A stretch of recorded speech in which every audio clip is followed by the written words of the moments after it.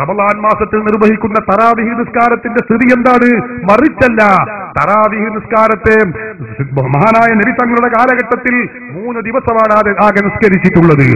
ബഹുമാനപ്പെട്ട സിദ്ദീഖുൽ അക്ബർ റളിയല്ലാഹു അൻഹുവിന്റെ ഭരണകാലമായപ്പോഴേക്ക് നമുക്കറിയാം അവര് ജനങ്ങൾ ഒറ്റയായി വ്യത്യസ്ത ചെറിയ ചെറിയ കൊച്ചു ജമാഅത്തായിട്ടായിരുന്നു അവർ നിസ്കരിച്ചിരുന്നത്. എന്നാൽ മഹാനായ ഉമർ റളിയല്ലാഹു അൻഹു അവരുടെ കാലഘട്ടത്തിൽ നടന്നുകൊണ്ടിരിക്കുന്ന തറാവീഹുകളെ പുനഃക്രമീകരണം നടത്തി.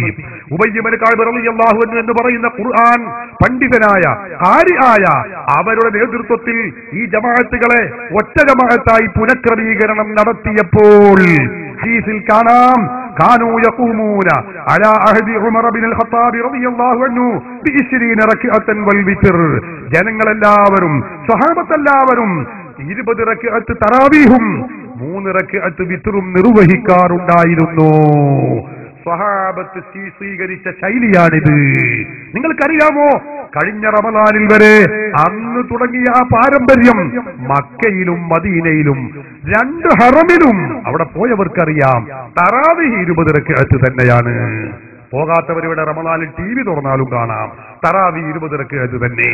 സ്വഹാബത്ത് തുടങ്ങി വെച്ച ആ താബിഈകൾ കാണിച്ചു വെച്ച മാർഗം ഇല്ല മുസ്ലിം ലോകത്ത്. സഹോദരന്മാരെ, അതിൽ മാറ്റമില്ല. അവരൊക്കെ തറാവീഹ് നിർവഹിക്കുന്നത് 20 റക്അത്താണ്. സംശയമില്ല, മുസ്ലിം ലോകത്ത് തറാവീഹ് 20 റക്അത്താണ്. പൂർവീകരുടെ പാരമ്പര്യം ഈ വിഷയത്തിൽ ആരുടെ കൂടെയാണെന്ന് നിങ്ങൾ ചിന്തിക്കണം. കഴിഞ്ഞോ കേരളത്തിലെ മുജാഹിദുകൾ തന്നെ നിങ്ങൾക്കറിയാമോ, അവർ പഴയ കാലത്ത് മുജാഹിദുകളുടെ മദ്രസയിലേക്ക് തയ്യാർ ചെയ്ത പുസ്തകമാണ് എന്റെ കയ്യിൽ. കിതാബുൻ അവ്വലു ഫിൽ അമലിയാത്ത് എന്ന് പറയുന്ന ഈ പുസ്തകത്തിൽ അവരുടെ EK മൗലവി, TK മൗലവി, MCC മൗലവിമാര് സംയുക്തമായി എഴുതിയ പുസ്തകമാണ്.